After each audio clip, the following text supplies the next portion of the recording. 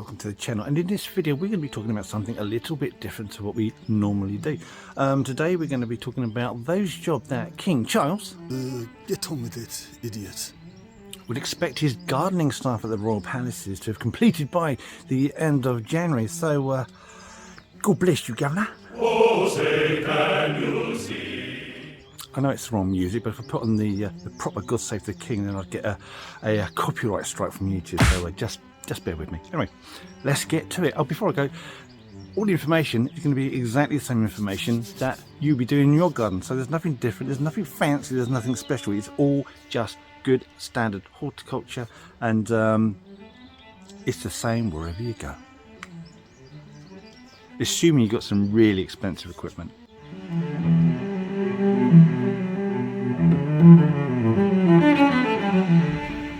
Now, I am a big fan of the odd rhubarb crumble, but if you are the King of England, then regular old rhubarb just isn't going to be fancy enough. So, for King Charles, he likes to have his rhubarb forced, and that means by putting a forcing pot over the top of your rhubarb as soon as it starts to break the surface and come into leaf.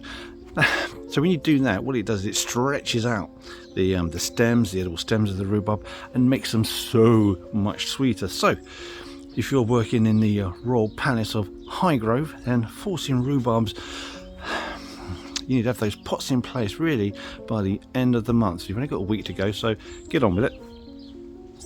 Like any right-minded Englishman, King Charles has an absolute love of Japanese acers, and as such there's a rather large amount planted up in Highgrove. And with acers, they tend to be quite heavy bleeders, bleeding regarding sap if you cut them at the wrong time of year. And now midwinter is the ideal time to start doing any remedial work on your acers. There are also two national collections of trees in the royal palaces. You've got the national collection of mulberries in Buckingham Palace. They too are cut midwinter, so that'll be a job that needs to be done right this minute, or at least in the next couple of weeks. And also there's the national collection of beech at Highgrove. Now they don't really tend to need too much work, apart from maybe any sort of removal of dead, diseased, dying, crossing branches at this time of year. Although there are a number of beech hedging at Highgrove, which January is a great time to do some some sort of severe remedial cutting should you have any hedges that have got a bit out of shape over the previous years. So some great work there, and get your tools sharpened. If you're doing any sort of work like this, then always make sure your blades are sterilized first.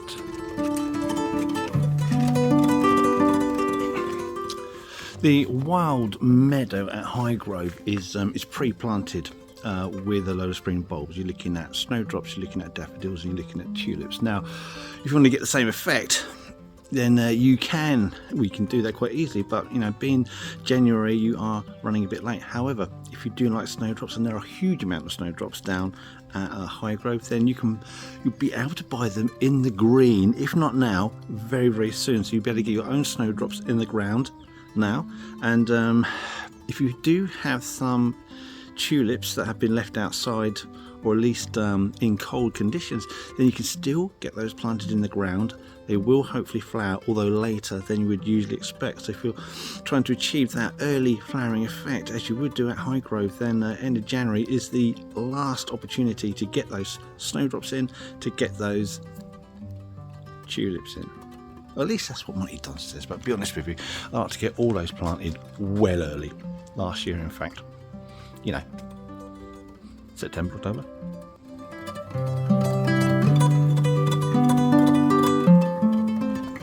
Now, if you are finding the information in this video useful, or perhaps just mildly amusing and you'd like to pass it on, then by all means press the like button. It supports this channel immensely and helps us do what we do. Don't forget, you can also click onto the subscription button. Subscription is absolutely free, and you can unsubscribe at any time. It doesn't cost you anything, and if you want to be notified whenever we publish a new video, then all you need to do is click on that notification bell. Anyway, let's continue to find out what old Boilbelt has to say.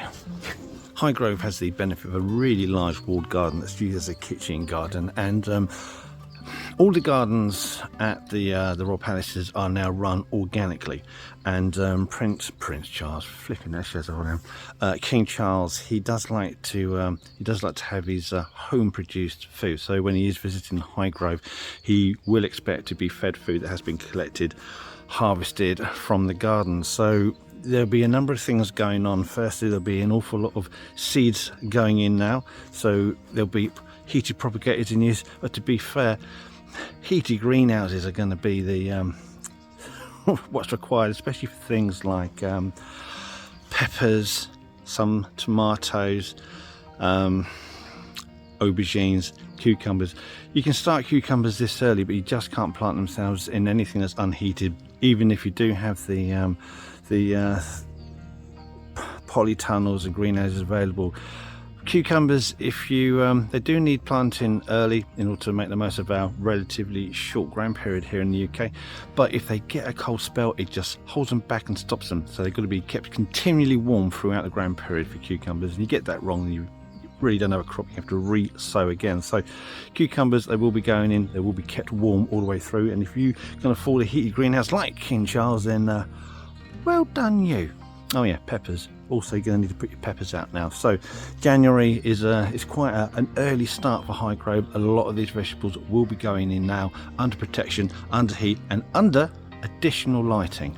But I'll tell you one crop they won't be growing ever in any of the Royal Palaces, and that is garlic. And that is an absolute no-no. That plant has been banned throughout the Royal Gardens. Why? It's because the royal family do not want garlic breath when they are talking to dignitaries. Seems pretty obvious when you say it like that. Now, some of the hardier food crops can be sown end of January, albeit under cloches or polytunnels. So there'll be things like your peas, broad beans, onions, brassicas, spinach, and even coriander, though that's a little bit on the edge for doing that. And regarding the peas are known to be one of Queen Camilla's favourite food crops. In fact, she's known to often just eat them raw off the plants. All the beds within the kitchen gardens now use a no-dig cultivation policy. So in order to get nutrition into the soil, there'll be a lot of mulching going on at this time of year. The king is a big fan of fruit trees, but there's only 2 fruit trees that will be pruned cut back now, and that's going to be your apples and your pears, all your other ones from the prunus genus, such as your plums, damsons, cherries, apricots, nectarines. You do not prune these now, you have to wait until the summer on the driest day. Now, the gardens at Buckingham Palace don't tend to get hit too much by the way of frost, because London itself is a heat island because of all the concrete everywhere, and that allows temperature to be 2-3 degrees a bit warmer than the surrounding home counties. But up in Gloucestershire, where Highgrove is, they can be prone to quite heavy frost. So you just need to be aware of plants that were quite happily been dormant over the winter period. As spring starts to come a bit closer, they will start to emerge new foliage, and any hard late frost will damage all of that. So really, the only sort of last job that they would be expecting to carry out in January would be to make sure that plants, Mediterranean plants such as your bay trees and your olive trees, may well need a little extra protection, just in case a late frost comes and just takes all that new growth off and it holds back the plants. Anyway, that is all I have to say on which gardening jobs that King Charles is expecting to have finished by the end of January. And if you enjoyed that, stick a like on the button, and if you want to check out how to support this channel a wee bit more, then there's a little bit to come. Anyway, thanks for watching, and if you enjoyed that video, I might make another one for February. You just never know. Right, now, just before you go, if you want to see more content, more behind the scenes stuff, and images that I've taken of some weird freaky plants over the years, then you're in luck, because we've created an Instagram page. So you can find the link in our description, you can find the link on our main page, and if I'm clever enough, I might be able to get a link somewhere up there. Anyway, thank you for watching, and if you want to see more YouTube stuff, then check out this video here. That's quite a good one. And if it doesn't float your boat, then another one right there. And enjoy these while still got the strength, imagination and aptitude to make them. Thanks for watching. Goodbye.